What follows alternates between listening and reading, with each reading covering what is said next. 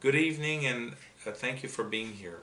Tonight is a very, very special moment at doing this presentation to inform you where we are at, how we are reacting to the different medias that attack yourself, myself, and all the people that are members at either the Confederation or other people.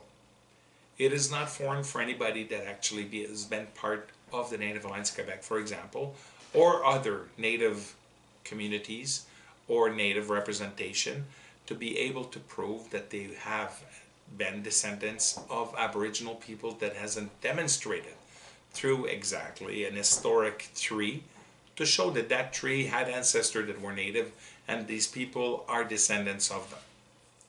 So I have a very special question to ask you tonight because I don't understand the fact that you carry the knowledge that when you become members, ethnies, representatives of the government of the Confederation of Aboriginal People, that is not an association, it's a government, and that government has for mandate to represent your rights, to make sure that the application of your rights is followed, for example, such as either the Supreme Court of Canada or the rights that have been, the Declaration on Aboriginal Rights that have been done in 2007, that Canada has adhered to in the 15th of May 2016.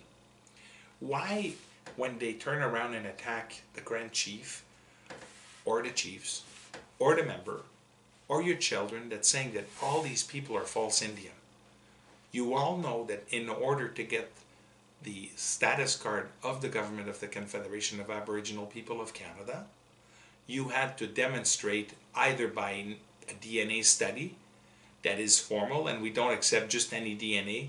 We have to accept a real DNA that identifies you clearly, that gives us the ability to know exactly who you are, that you're the one who signed the application, that you're the one that gave the authority to do the DNA study on you, that you presented two different, cards, either a status card or either a health card, a driver's license, or a passport.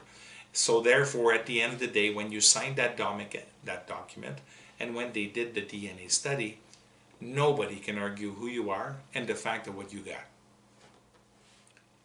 So now the media comes out, because everybody's running around like chickens without a head, flipping out the fact that now there's a government, and that government is called the Government of the Confederation of Aboriginal People of Canada, and you are the membership. No need to tell you either that it was clearly explained to you after the DNA study was done, or that you actually brought a structured, the family tree, that shows that you were descendants of Aboriginal people, therefore giving you the ability to be part of the Confederation. Because everybody does the same thing. Except, on a reserve, you don't have to prove you're Indian. On a reserve, you have to prove that your ancestors live there and that you're now an Indian. But the law in Indian that's going to be undone very soon, 616263, which is 60, they say to a mother that is carrying a child that because it's a 63, she will go back and lose everything. 64 is 0. That means at the end of the day, you get nothing, not even the recognition that you were born from a woman that the government recognized as an Indian woman. I mean, that has got to be the most retarded thing I've ever seen or heard. Because when people come from Jerusalem that are Jewish and they come here, people don't ask themselves, how many generations have you got? Because maybe your daughter's no longer Jewish. Nobody would say that. How do they give themselves the permission to insult our ethnies, our individuals, our children, at telling them, well, your mother may be an Indian woman, but you're not? That's retarded.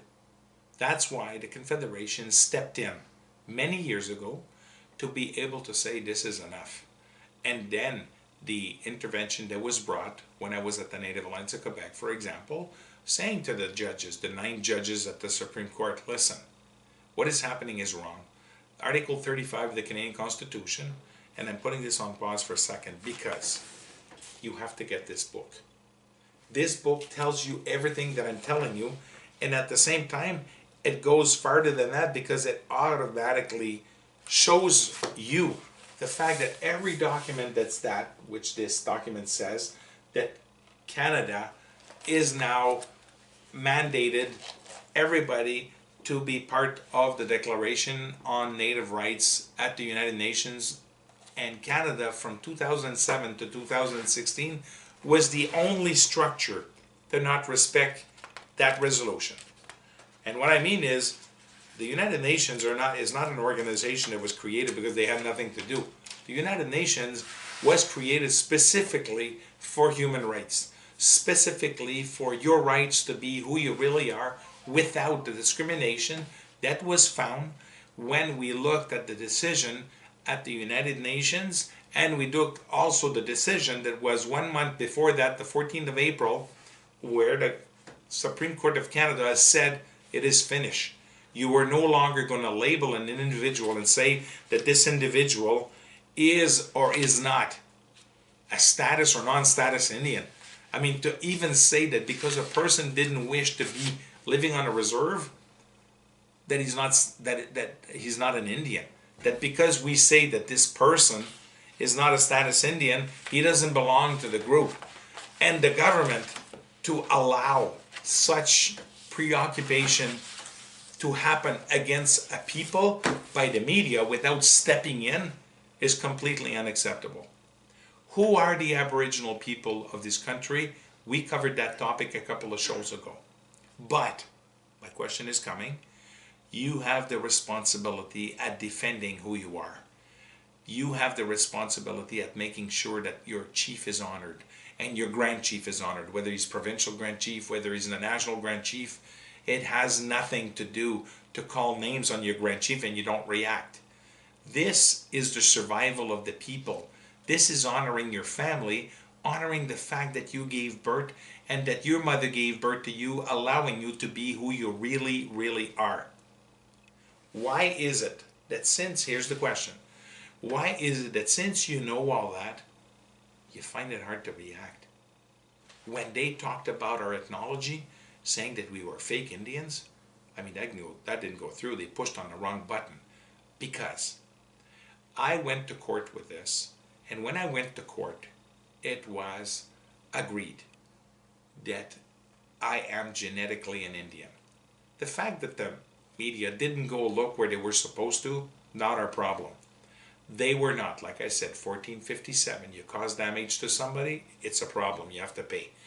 If you go and you print stuff without going to Article 10 and making sure you get a court permission, guess what? You gotta pay. So now they have to pay. There's a hundreds of $1 million procedure coming against them. I am telling you that there are people from South America, Geneva, France, Britain, from all over the place that are coming to testify at the damage this is doing to us and has done and continues to be done. The fact that they would never attack anybody, but they do attack Indians, is unacceptable. And you have the responsibility to react. Because if you don't, who are you? If you can't talk against the people that are actually accusing you of being a false Indian, a fake Indian, and everything else that goes with it, who are you really? What are you going to tell your children later when they're proud of their ethnicity, of their upbringing, and their knowledge that they're going to carry as Aboriginal people, but the mother, father, grandfather, grandmother did not defend them? We have to defend our children, and our ethnicity is one of the most important reasons to do that. We're going to court. I've actually delivered all the letters of intent. They've called me. They've said, well, you know, we don't really see the damage we've done to you. You called me a fake Indian. I mean, they said, is there anything you like in there? I said, my name. That's it. Everything else you said about us is a lie. It's false. Indians from reserve are accusing us of being false when we've proven who we are. Shame on them. And I am not going to stand and do nothing about this. And I require that you, as an adult responsible for protecting the families, be part of this. You have the right to be part of it. You should be part of it. And you know what? It was already decided. Guillaume Carl was already identified. It's said in the court decision. Guillaume Carl is proven to be genetically an Indian. So where are you? Why are you not reacting when people are attacking you, and you would never dare attack a Chinese person, you would never dare attack a Jewish person, a Sikh, or anything for that matter, yet people attack you and you do nothing? What is the matter? What is the matter with you when we win this because they are not allowed to do it and because everybody has proven to be who they really are? So, tonight, I'm taking the time to think about what we should do with everybody that's coming forward. I have to agree to you, or tell you, many, many, many people are coming. I don't know where they're going to put all these people, but I know one thing. There has to be a lawsuit, because I spoke to the lawyers, of minimum $25 million to support the actual damage that's been done, to support you in the damage that's been done against you, your family, and your ethnic, and your communities.